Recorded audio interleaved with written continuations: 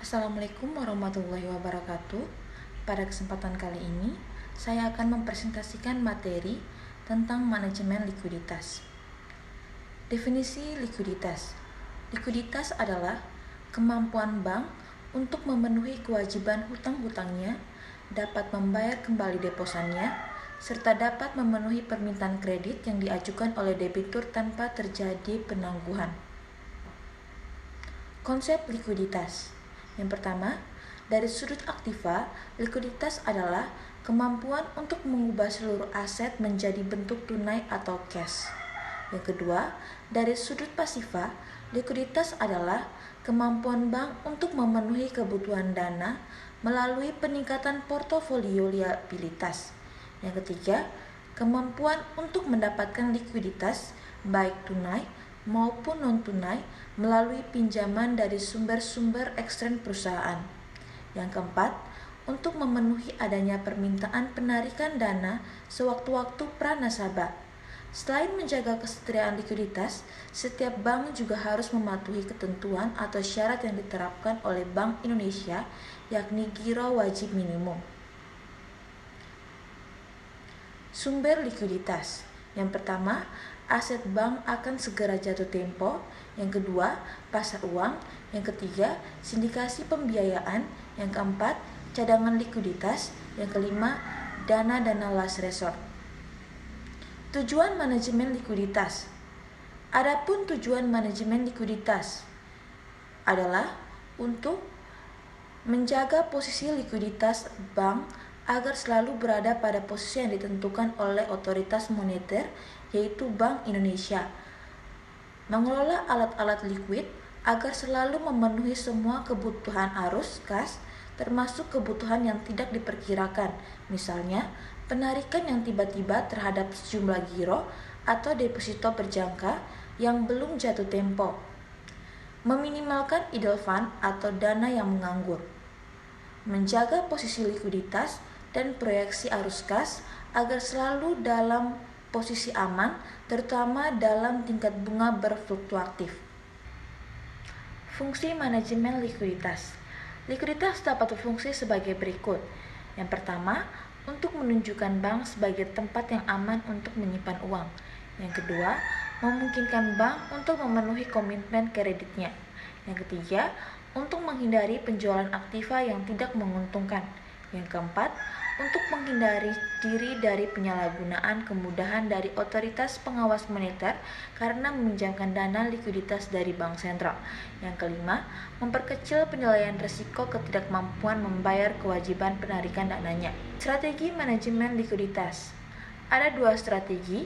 Yang pertama, strategi preventif, yaitu likuiditas dikelola dengan menjauhi unsur-unsur spekulatif sehingga masalah likuiditas dapat dijauhi.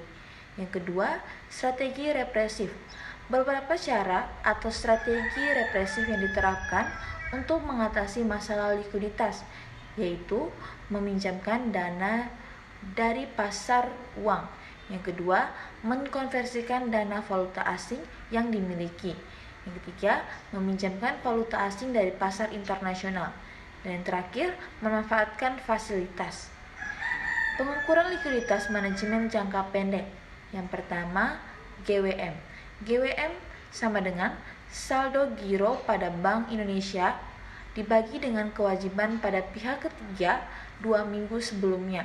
Yang kedua, cash ratio. Cash ratio sama dengan alat likuid dibagi dengan simpanan yang segera harus dibayar dikalikan dengan 100%. Yang ketiga, basic surplus. Basic surplus adalah aktiva lancar dikurangi dengan pasiva lancar. Pengukuran likuiditas manajemen jangka panjang. Yang pertama, liquidity ratio sama dengan dana pembelian baru dibagi dengan total kebutuhan pendanaan. Yang kedua, liquidity index sama dengan total liabilitas dibagi dengan total aset.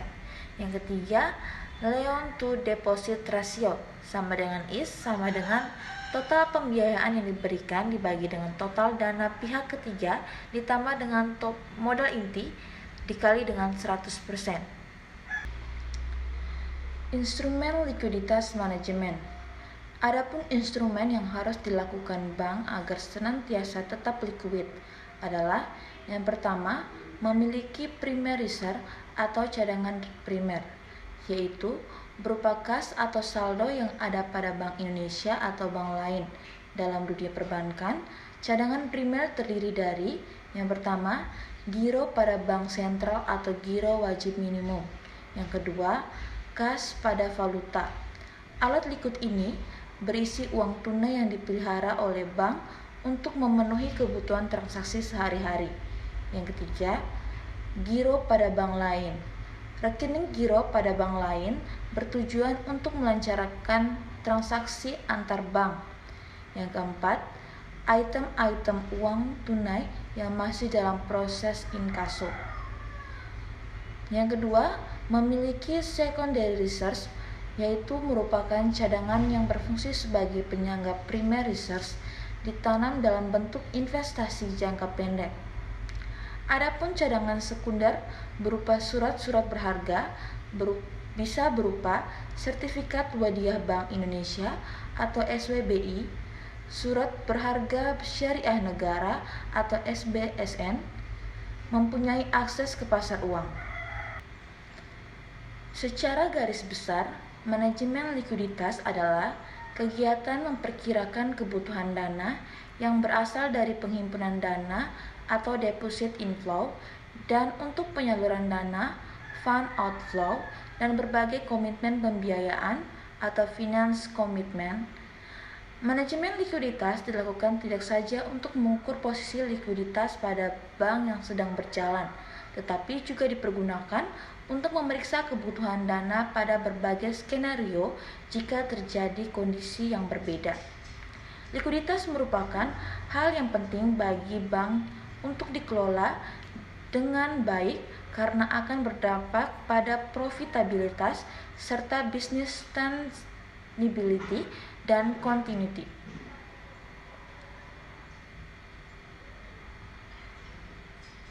Sekian presentasi dari saya. Sekian dan terima kasih.